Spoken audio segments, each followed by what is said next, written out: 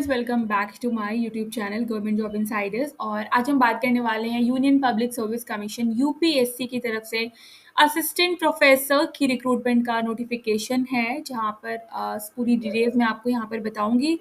और डिटेल्स हैं पूरी, आपको वीडियो को एंड तक ज़रूर देखना है बिकॉज आपको कोई भी डिटेल यहाँ पे मिस नहीं करनी है। यूपीएससी की तरफ से है, वैकेंसी की डिटेल्स हैं और डिफरेंट डिफरेंट पोस्ट हैं। जैसे पोस्ट है डेंजरस गुड्स इंस्पेक्टर, जिसमें 3 वैकेंसी है जनरल की। फाइन स्वीट और पे स्केल 11 है in the pay matrix of 7th pay commission. Age 40 years of age है।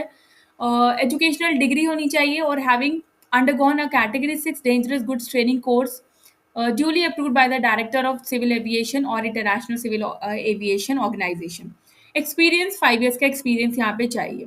qualification are relaxable in the description of the UPSC for reason to be recorded in writing। Duties क्या करनी होंगी आपको, ठीक है, कंडक्ट ऑन साइड इंस्पेक्शन वगैरह करने होंगे क्योंकि आपका जॉब ही वही होगा। Other details, the post permanent है, general central service group A gazetted non ministerial की जॉब है। हेडक्वार्टर कहाँ पे है, तो दिल्ली में है, वो आपको देखना है। ट्रेनिंग की अगर बात करें तो ट्रेनिंग आप यहाँ पर देख सकते हो। न्यूली इंडक्टेड ऑफिसर्स को ट्रेनिंग दी जाएगी मिनिमम 2 वीक्स की to enable officers to get a general understanding होगी कि क्या ऑर्गेनाइजेशन है, क्या किस बारे में आपका वर्क होगा। उसके बाद यहाँ पे वैकेंसी की बात करते हैं। ये है असिस्टेंट प्रोफेसर केमिस्ट्री की वैकेंसी है इन जवाहरलाल नेहरू राजकीय महाविद्यालय अंडमान एंड निकोबार, जिसमें जनरल की एक, ईडब्ल्यूएस की एक, ओबीसी की एक वैकेंसी है। इसमें आपका पे लेवल 10 है, 7th पे कमीशन है, 35 ईयर्स ऑफ एज है, 38 फॉर ओबीसी। मास्टर्स डिग्री होनी चाहिए केमिस्ट्री में इन 55% मार्क्स, और कोई भी एग्जाम यहाँ पे क्लियर होना चाहिए। यूजीसी नेट जो होता है केमिस्ट्री का या स्लेट वगैरह है वो आपका क्लियर होना चाहिए। बाकी डिटेल में आपको यहाँ पे पढ़ना है। और PhD degree of the candidate has been awarded in regular mode. PhD thesis has been evaluated by at least 2 external examiners. Open PhD viva voce of the candidate has been conducted. ठीक है, तो ये सारी फुल एलिजिबिलिटी है। या फिर PhD की degree होनी चाहिए केमिस्ट्री में। NET SLET SET shall not be required for such master programmes in discipline for which are not conducted. Fine.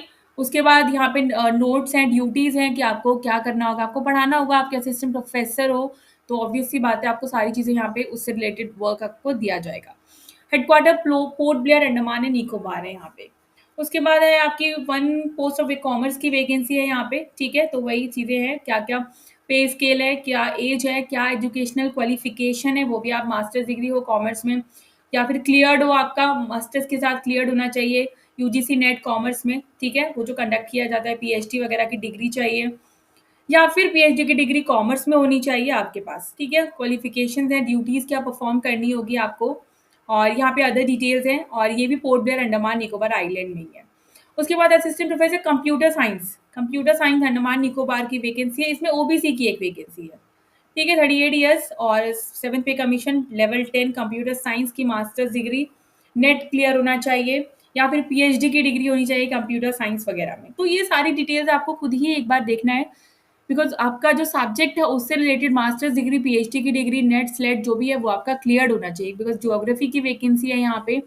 और उसके बाद अगर हम नीचे चलें तो Hindi professor, assistant professor Hindi की वैकेंसी है। और नीचे चलें, हिस्ट्री की वैकेंसी है यहाँ पे। बट ये सारी वैकेंसीज जो हैं आपकी मोस्टली यहाँ पे अंडमान निकोबार ही शो कर रहा है। जैसे अगर मैं आपको यहाँ पे दिखाऊँ, पोर्ट ब्लेयर अंडमान निकोबार है यहाँ पे। ये है आपका assistant professor physics Andaman Nicobar है। Fine.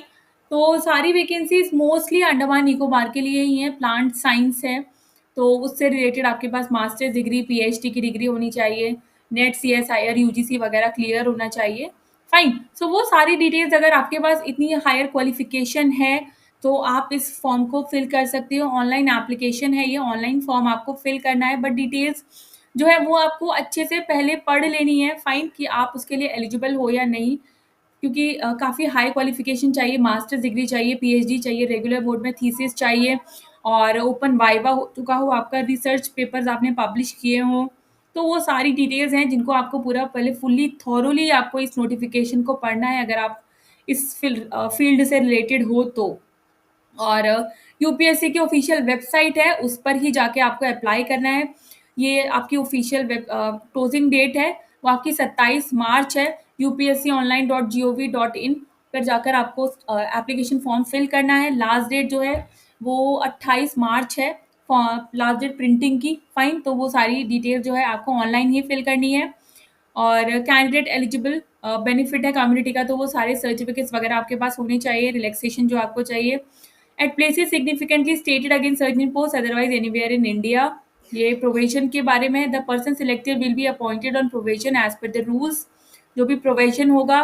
Citizenship must be India, Nepal, Bhutan, वो आपको पता है। एज लिमिट वो आप पोस्ट वाइज सारी एज लिमिट्स वहाँ पे दी हुई हैं, तो आपको उसके अकॉर्डिंग देखनी है।